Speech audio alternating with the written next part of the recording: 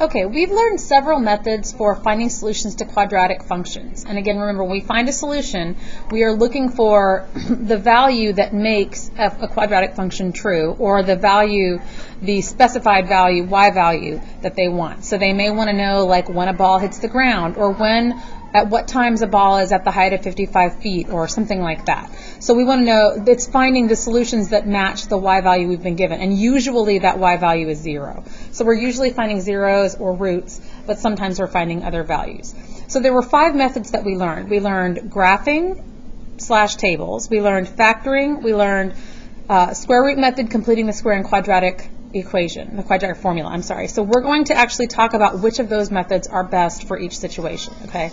So the first method that we learned was using graphing or tables. So you want to use graphing or tables when the graph clearly shows the solutions to your function. So this equation here, y equals x squared plus 5x plus 4. If I look at the graph, I can clearly see where my solutions are. I can see that I have one at -1, 2, 3, 4, and one at -1. And they may be close, and that's fine, but I'm pretty sure there's something there. I can also look at the table, and I can see exactly where those zeros are. I see that I have -4, 0, and -1, 0, and I can see exactly where those values are. So this is when I would want to use graphing or the table, is when the graph obviously shows me. It shows me very clearly what my solutions are, okay? I would want to use factoring when the equation can be easily factored. So for example, if the equation is, so let's say I've got, like that one that I just did, I had x squared plus 5x plus 4 equals 0. Was that what I had? Yes. Or if it already is factored, so it's x plus 4, x plus 1 equals 0. If it's already factored, factoring is the easiest solution. I set these two binomials equal to 0, and I solve for x. I could also use this if I see one of my specials. So if I see x squared minus 9 equals 0, or I see x squared minus 6x plus 9 equals 0. This one is dots. That one's PST. So if I see one of my specials. Or if c is 0, so if I see x squared plus 5x equals 0, I would factor out the greatest common factor of x, which would give me x times x plus 5 equals 0, and then I could just solve, okay? Any of these situations where factoring is like obvious and easy, that's when you would use factoring, okay? The next method that we have is the square root method, okay?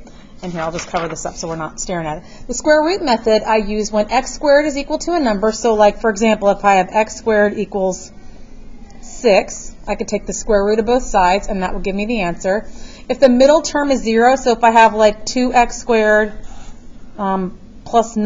minus 9 equals 0, okay, I could do the square root method there. Or if I have a difference of 2 squared, so x squared minus 9 equals 0, I could just add 9 to both sides and then take the square root of both sides. That's when I would use the square root method, okay? I could use completing the square if it can't be factored, or if ax squared is a perfect square. So let's say I have like 4x squared plus 6x plus 7 equals 0.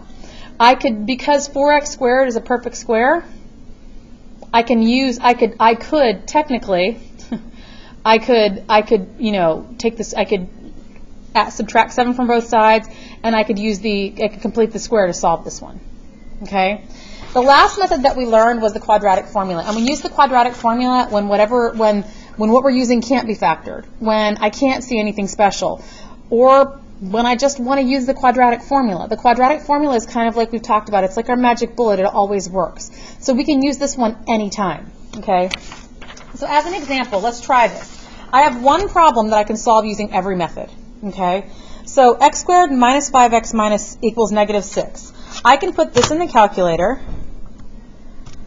X squared minus 5x, that was not x squared, although believe it or not, that actually works. X squared minus 5x, and then I could put -6 in y2, and then, now if I look at the graph, I look for where does it cross at -6. Well, it crosses here and here. Well, that looks like it's at 2 and 3. If that's not obvious enough, then I can actually look at the table. I think it's at 2 and 3. Well, look, there it is. At 2 and 3, my y values are both -6. That means I have a solution at 2 and a solution at 3.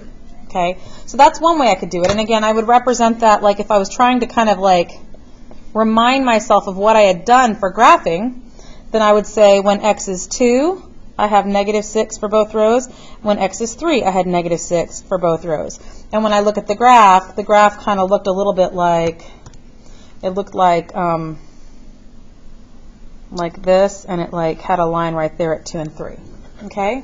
Now, if I was going to factor it, I would need to get it set equal to 0. Almost all of my methods that involve calculation require it to be set equal to 0. So I could say x squared minus 5x equals -6. I could add 6 to both sides to zero out the right side.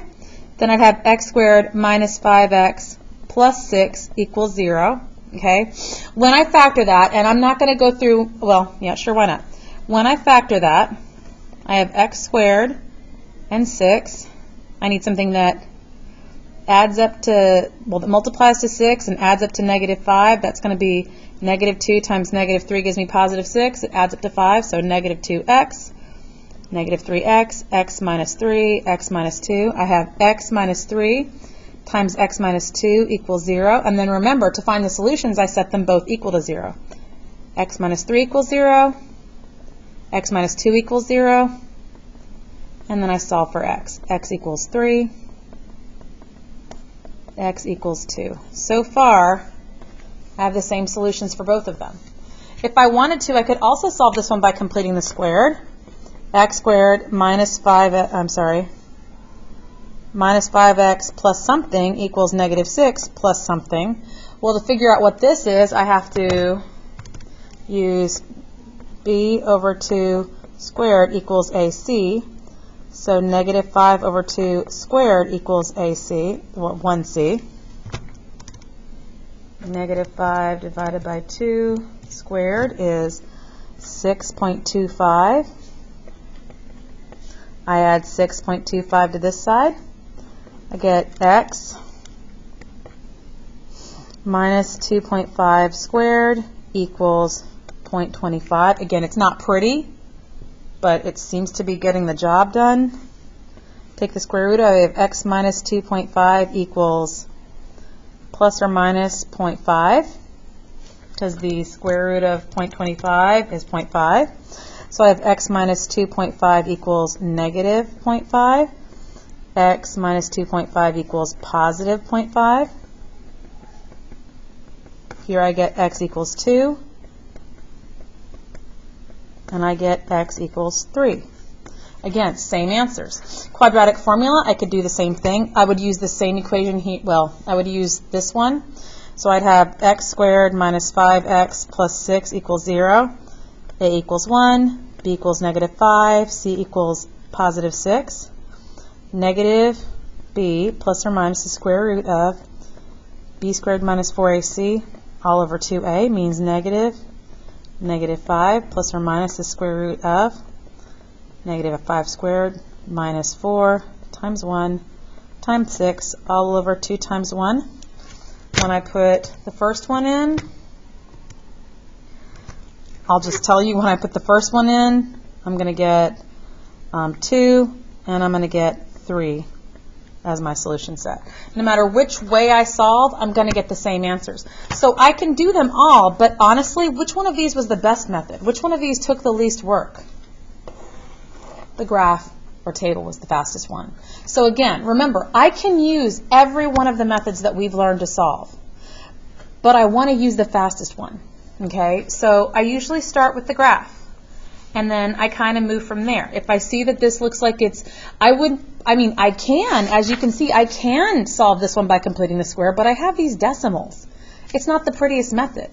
Factoring is not terrible. This is not a hard one to factor. It's not the fastest. Quadratic formula, it works. It's a lot of stuff to put in my calculator, and the more stuff I put in my calculator, the more possibility for me to make a mistake. So again, the whole point of this is there's lots of ways to solve it. We want to pick the fastest one. Okay, it's not always graphing. You pick the one that is fastest for every time.